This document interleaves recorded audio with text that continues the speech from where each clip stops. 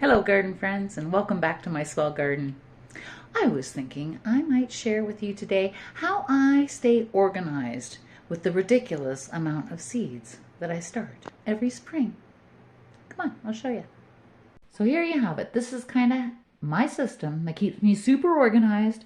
So I stick with my original plan, my numbers, and it just works for me. So I've got my seed cases. I get these at Michael's. Definitely need one more. I need one more, but they're just great. They keep everything really nice and tidy. Then I've got my handy dandy notebook and a sharp pencil. I've got my handy dandy graph book. In this, I have diagrams of all of my gardens. So on the snowy days, when I just need to do something garden, I can doodle away in that and plan what goes where. So that's fun. And then my handy dandy binder. This is the heart of it all. Let me take you a walk through.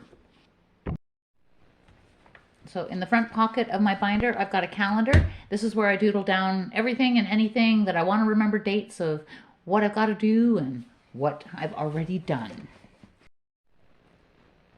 Page 1. What else? A plant and seed wish list. I really love it when I can knock something off because I've obtained it. And I love it even more when I can find something new and exciting I want to grow in the future and add to it.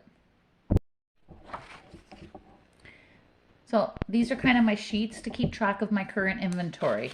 So I currently have it sorted by description, whether it's an annual or a perennial or an herb or a vegetable, and then by the actual product of what it is. So I just recently added this harvest column. So I want to keep notes of when things actually start producing, whether it be they just start to bloom, or whether I'm picking fruit or picking vegetables, whatever. I want to kind of keep track of where and when I planted it, and then when I actually harvested it, so I can learn a little bit more for next year, right? I always got to keep learning what works and what doesn't in your garden zone.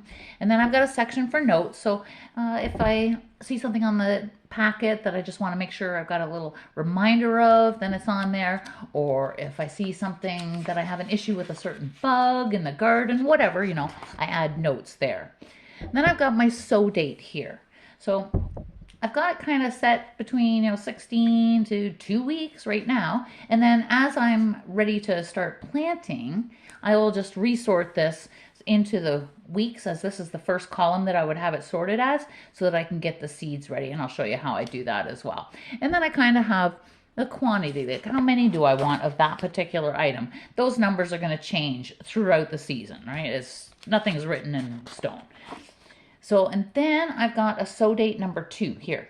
So as I go through, I will change this to the actual date that I planted it. Instead of it saying 16 weeks, the actual date I planted it. And then I've got the sow date 2, and that's telling me that I have already winter sown quite a bit of quantity in the garden shed or whatever, right? So this shows me that I've already winter sown 20, but I still plan to plant 10 more of that particular item. And I know, when you're looking at this list, I know this list seems to be massive and a little out of control and kind of ridiculous. But you have to remember that this is my 3rd growing season here on this property. I've got almost 3 acres.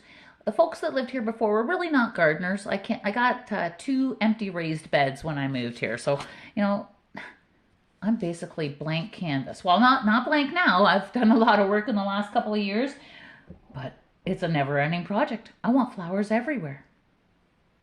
If I were to be in a position where it's oh no, I have too many of this, it's easy enough to till a whole new garden. And then here we grow again, right?